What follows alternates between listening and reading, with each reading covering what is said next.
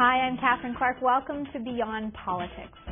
Conservative MP Paul Calandra caught the political buzz early when he started delivering leaflets to the local progressive conservative candidate, despite the fact that his father was a committed liberal. He worked as an aide for Prime Minister Stephen Harper before he decided to take the plunge himself into federal politics. He won after the 2008 election, 1 week after the birth of his second child, and he joins me now to talk all about life beyond politics.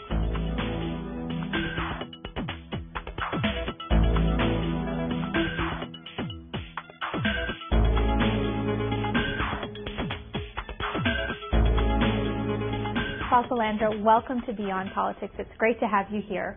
Thank you for having me. I appreciate it. Well, you've had a pretty busy year, all things considered. I mean, you've gone through one election. You had a child a week before that election, second child. How do you like this whole political life that you've embarked upon so happily here? Well, you know what? Honestly, I love the job. I think it's something that I've been working for a very, very, very long time. I think I was a bit naive in how difficult it would be on family life. I worked as a political assistant for a number of years, but it's one thing to be an assistant, and it's another thing to be the actual elected representative. And as you mentioned, I had my second child in the middle of the election, or towards the end of the election, and it's been tough. A tough transition, but I've enjoyed every day that I've had the opportunity to do it. Where did you grow up? I grew up in Markham, actually. We moved to Markham in the early mid-'70s, really. And when we moved to Markham, it was a small town of 60,000 people. Most of our relatives lived in Scarborough, and nobody wanted to drive up to Markham because it was just so far away to go. It was a half-hour drive from Scarborough, and most of the relatives said, "Why would anybody move to a farm community like that?" But it was an awesome place to grow up, and I had a great childhood because we had some open spaces, and Markham was just a spectacular community. Well, I'd heard that you had a family who had a farm. Is that accurate? Was this basically a farm? Yeah, we did. My father bought a farm in Stouffville or Ballantrae, north of Markham, in early 70s, very early 70s, and it was just on a whim. Well, you know what? He's from an Italian immigrant, and for him it was land. He had to have land. To have land. So he bought a 100-acre farm in Ballantrae, and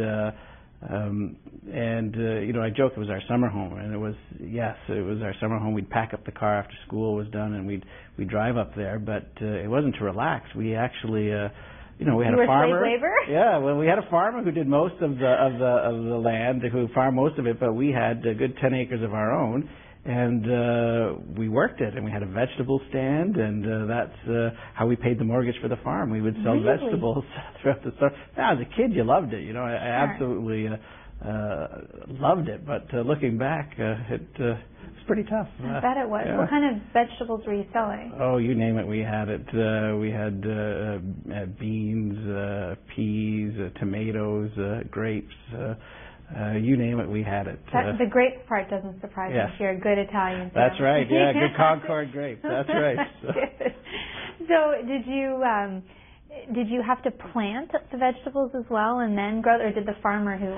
No, my dad would go up in late April, early May, and start doing the initial plowing. He did it by he had one little tractor, a handheld tractor, and he would do it himself, all the 10 acres, and he'd plant it, go on the weekends, and our job over the summer was to weed it and pick them as they grew, and get people to come in off the side of the road and into our vegetable stand and buy stuff. Now, having said that, I don't want to give the illusion that I was slaving away day and night. I spent most of my time on the swing and having a good time, but my brothers and sisters certainly did a lot of work. It actually sounds like quite a fun way to spend your summers.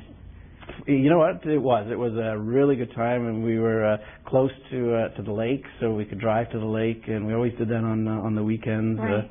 My dad was a really hardworking guy. He he worked pretty much 7 days a week, but there was always be a couple hours on Sunday where he would kick back and relax, and we'd enjoy ourselves. And those are the times that you remember the most. Yeah. And certainly the farm was a big big part of that. What did your dad do other than being a... Well, when he came, he was a barber, and he started off cutting hair on the Danforth hours after he made it to Toronto. And, no kidding. He did that for many years. He opened then his own hair salon. He was also a real estate agent, but he was somebody who always had to be busy, and he bought real estate. He became a landlord, and he could never relax, and nor my mother. I mean, summer vacations for us were working on the farm. For him, it was a Sunday was usually at a property painting or cleaning or something. It's just he always had to be busy. And for somebody who came in the early '60s, he did very, very, very well. What about your mom? My mother, I tell you what, she just an incredible woman. My father died when I was young. I was 13 when he passed away. My mother was, 39 years old. Traditional family, Italian family. So my father did a lot of the bookkeeping and the business aspect. But 39-year-old mother with 4 kids. The oldest was 19, wow. And the youngest was how old? And I was just turned 13, and very, very difficult. But she was able to, put it together. She'd come to Canada when she was 18. She dropped out of school, or her family couldn't afford to put her in school, quite honestly, in Italy beyond grade 3. So my goodness. She really had a very difficult transition, but she did extraordinarily well, and we were able to move forward from there. Those are two pretty searing events. I mean, to have your father pass away at an age where kids always need a parent. Mm-hmm. There's no question about that. But 13, you're kind of trying to figure yourself out, trying to figure the world out. Yeah. It's a tough age to lose a dad, but it's also a really probably quite incredible experience to watch your mom have to cope with the after effects of that too. It really was, and you're right.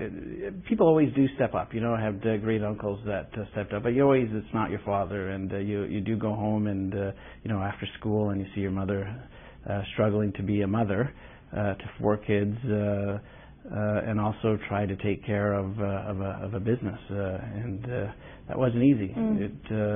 But you're right. Over the years, you got to see how she was able to, or I got to see how she was able to handle it, and the kids helped out obviously, but she was the glue that put it all together. And and if you ask me what my mother's job was, I'd say she was the best mother. She was a home mother. When I would come home from school, she was there. No matter what was happening at one of our properties, she would be there. And that's a wonderful memory to have as a child. Yeah. Great existence. Oh, absolutely. Now, you were the youngest of 4, you pointed out. I am. And yes, you are. Yeah. So. What was that like growing up? It's advantageous in a sense, and I'll tell you why. Because when my father died, you were being 13, you're shielded from a lot of things. You don't find out if it's been a bad month. You don't really see or go through the same things that some of the older brothers and sisters, my older brother and my sisters would have gone through. They would know what the monthly bills were like. They would know if it was a difficult month or if there was something happening. And I was very shielded, so I could be almost in a sense a bit selfish because I didn't realize a lot of the time. And people, as I said, people stepped up. My mother became a father figure as much as a mother. My brother also did. He became 20-year-old father. Great cousins. So I was very lucky. I missed my father. I still do every single day. He just turned 75 a few days ago, and you really you think about these things a lot. And you must also think about it as you have major life events happen. The birth of your daughters, or your marriage, or becoming a member of Parliament. Those are natural places where we want our parents to be able to see what we've done. Yeah. Well, absolutely. My mother, she suffered through my political leanings for many years. Dragging her out to this person's nomination or that nomination. Right. You had to, we need a contribution here or there, and put the lawn sign here. Can you help me do this? And she passed away before I was elected. And I tell you, when I was being sworn in, and more so even on the night that I finally, I was told I was elected. Your thoughts go immediately to your parents and how much you wish that they could be there to celebrate it with you. I bet. Yeah. And you're right, marriage and with the kids, and now my daughters, one of my daughters anyways, at the age where she's starting to ask questions, and because the other kids have grandparents, and she only has a grandfather still, so it's difficult. I bet it is, and tough to explain to little people. Absolutely. Yeah. Absolutely. Now, speaking of little people, you were 9 when you first really seemed to become interested in politics. That's pretty young. Yeah. Where did this interest in politics come from? Well, ironically enough, it started. Actually, your father in '79. It was a very different time, and it was a very exciting time, and I wanted to be a part of a change that was happening, and I forced my father to go find the candidate, the progressive conservative candidate, and I said, please go find. I just kept every night, please go. Did you bring me the flyers? And I think he just finally got sick of hearing it. Went and found him and said, here they are, and I delivered the flyers around my neighborhood, and I'll say this: my father was a liberal. He was so it was. Was he mortified? It was a very difficult thing for him to walk into the office and get the literature. I don't imagine at the time he was telling the relatives a heck of a lot of what I was of his up prodigal to. son. And I'll never forget. After I delivered the flyers, I was really happy and I was very excited. And he said, "Well, don't get your hopes up too high. The Liberals have been around for a long time." I said, "Oh, don't worry, we'll be fine." And I didn't know what I was talking about. But I remember the next morning calling my father at his hair salon and say, "Well, looks like things are changing now." Open your nose at your liberal father. And from then I just that was it. I had the bug, and I was treated very well as a young kid. Local riding associations and candidates treat you very well and help you out. So you can't help but get excited about it. Your interest wasn't just for that election either, though. I mean, you stayed committed. You went to Carleton. You studied political science there. Did you know from that point moving forward that politics was a real burning interest? Yeah, I was a bit of an odd kid in the sense that I never wanted to be a police officer. I never wanted to be a firefighter. I always wanted to be the Prime Minister of Canada. Okay, that's great. I never remember a time when somebody asked me, "What do you want to do?" that I didn't say I want to be the Prime Minister of Canada. And what was the reaction you would get? Well, you know what, I think the best reaction I had was when I was in high school, and I had to go for an interview with the principal because we were moving from one school district to another, and the school was over capacity. And the principal said to me, "Well, what do you want to do when you graduate and you get into the workforce?" I said, "Well, I'm going to be the Prime Minister of Canada."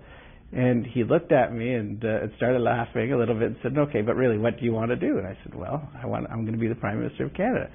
And then he said, "Well, that's awesome. I'm going to help you do whatever I can to get you there." And recently I just had him up for dinner at the parliamentary dining room. Oh, wonderful. And he said, "Well, you know what? You're on your way." And but for the most part, it's the reaction you would expect. People say, "Yeah, well, okay, great." I wonder if that speaks to our feelings about politicians, about politics in general, that we simply feel that that's unachievable, because it's not quite right that people's first reaction is to laugh. That's right. No, it's not quite right, because if someone says, "Oh, I want to be a doctor," we don't laugh at them. That's we say, "Oh, well, good for you." But when people say, little kids say, "Oh, I intend to be Prime Minister." But I'd say anything in politics. When I was running, so many people would say, "Well, do your best, and you know, nobody believes you're actually going to do it until they hear late at night, in my case, that you've actually, you know, you're successful and you won, and then they become your best friend. And then everybody said, "Well, I knew you could do it," but up until that point, you're pretty much the loneliest person. Only you believe. And you know. Well, and it's so true that for people who have run, that if every single person who actually says they voted for you had voted for you, you would have had the largest majority ever, or the largest, you know, plurality. Well, that's right. And you know, I only won by 542 votes. So when somebody tells me on the street, "Oh, I voted for you," you say thank you. I make sure I thank them and get their number and add them and say, well, "I'll call you in a few months." Well, and you did actually. Okay, we'll skip forward a bit. You ran at a time of relative uncertainty. I mean, we've had a lot of elections in Canada, many more elections than we are accustomed to having in a short period of time. Did that influence your thinking at all when you decided to run, knowing that you would potentially be in a minority situation, that you could be doing this a few more times? No, you know what? No, not at all. I had the benefit of working for the Prime Minister when he was running to be the leader of the party, and having gotten to know the Prime Minister, I thought, you know, this is a person that I want to be a member of Parliament with, and this is a government that I'd like to be a part of, and I knew right away that I was going to do it. And you know, I take each day as it is. You know, when people come to my office, there's only one picture on my desk, and it's a picture of my family, and the rest of the walls are bare. You know, nothing. By choice? By choice, because you know you could be moving. I look at it this way. I love each and every day. I'm going to fight to be here for the next 20 years if the people will have me. But I also am cognizant of the fact that politics is a very temporary job, and you could, you know, you could be moving out a month from now, and especially in a minority, you could be moving out a month from now, a year from now, and I hope that's not the case. But I really cherish every single day. I worked really hard to get here, and I love every minute of it. What was it like when you walked into the house? Was it, and I don't mean kind of in a, you know, oh my goodness, what an incredible room sense necessarily, but did you feel to yourself, oh, I'm really glad I did this, or did you feel, wow, I hope I've done the right thing? No, you know what I felt? The first thing that came to my mind is, you know, this is unbelievable. What am I doing here? I can't believe that I'm, you know, one of only 308 who can come through the door. And for me, it was, maybe I'm not, you know, there's a bit of doubt that goes in, you know, maybe I'm not ready for this. Because you look around and you think of all the other people that have come before you. You see all of the other people who are in the house, and you have that momentary self-doubt, and then, of course, you look around the chamber and you're just in absolute awe. And because of when we were coming in, you know, with the economy and a very short turnaround from after the election, you know, that faded within a day, and was get down to work, and you know. But I still tell you, every time I walk through the door, every time I walk to the building, it's still, I can't tell you what it means to me, just to walk through the, you know, into the house. I have an apartment here in Ottawa that overlooks, I can see from my, every room in the house, I could see the Parliament building. Oh, you're kidding. Did you choose that deliberately? Absolutely. Did you really? I know it might seem silly, but I really, truly am grateful for the opportunity, and it's quite an honor. You can get a lot done, and you know, I treasure every day. Your wife, how did you meet her? My wife, actually, after I completed university, I had a pet food store. Oh, really? Yeah, okay. and I knew nothing about the pet food industry, but I thought, well, you know, here's a good opportunity, and I bought a pet food store. And I was at that point very allergic to animals. To animals. What an excellent idea. Yeah, that was really seems very logical. Yes. So I needed somebody to work the store for me. So I interviewed, and my wife then, you know, she'd come in, and I said, okay, you know what? this is what I need. And are you allergic to pets? Yes. And, no, you're hired. She pretty much. And but she turned it around. I have to tell you, she was. I don't know how the store would have survived without her. And a few years later, when politics came calling, I sold the store, and we started dating as such. Oh, okay. And, so it was a couple years after you met before. Yeah, and and I have to tell you, she's a remarkable lady. We knew each other a long time before we got married, but she was willing to stick with me while I was building a career. And when my mother got sick, I took time off to be with her, and she still stuck with me the whole time. And pretty remarkable woman. Do you think she had any sense of your political aspirations or intentions? Absolutely. Okay. From day one, it consumed me. There would be many nights where she would have to close the store because I had an event or a function to attend with somebody, and she's known right from the beginning. And, at the beginning she was not very interested in politics. Well, I'll never forget in the '95 campaign, say, could you come with me and shoot a video? A candidate is doing a video, and she hummed and hawed. I don't really want to do that. She did it. She came out, and then she started to get more and more interested. The bug. Yes, absolutely. A few years later, she's fast forward. She's also working in the provincial government and as a political staffer, and is truly one of my best, not one of the best advisor I have in politics now. You have 2 daughters, mm-hmm. and how old are they now? 3 years, and my second is going to be 4 or 1 year old very soon in early October. That's really exciting. Yeah. Was it a little overwhelming that your second child was born so close to the election date? I have to be honest with you. The whole election was the timing couldn't have been worse for an election last year. We. My wife was very pregnant. Very, very pregnant. We were moving. You had another little one at home. We had another one at home. Our new home wasn't finished. Of course. We had to move out of the home. So halfway through the campaign, we were moving into a temporary home. Oh my God. And my wife is very pregnant, and she was, like a general. She had it all worked out. She was doing all of it basically on her own because she didn't want me leaving the campaign trail. And then, October 3rd, lo and behold, she calls you and I need you to come home. And October 4th, my second was born, and it was very early on a Sunday, and by Monday we were bringing her home, and I was back on the campaign trail on Monday afternoon, and my wife throwing me out the door saying, "Go knock on doors, I'll be fine." So, oh my goodness! It was. That's quite a wife. She's unbelievable, and truly unbelievable. You can't really express that type of support. Yeah. It is amazing. Tell me about how you find time to balance your personal life, your little kids, your wife, and your political work. Yeah. You know what? It has been very difficult. I don't have that balance yet, to be honest with you. One of the things when you win by 500 votes, you feel and you have to be everywhere. You want to. You don't want the next election to be close. So when you come home, I leave Ottawa usually Thursday night, and by Friday morning I'm in my campaign or my constitut office meeting people.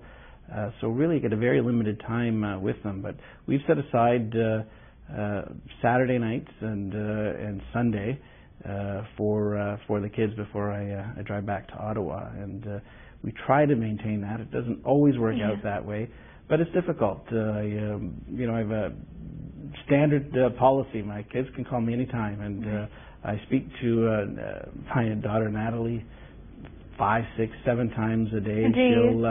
She'll call me in question period. And sometimes because the camera will have panned and she thinks she might have seen me. Usually it's Peter MacKay. No. It's not me. but or I'll try and go in the camera shot during a member statement so that she can see me. So we do it that way, and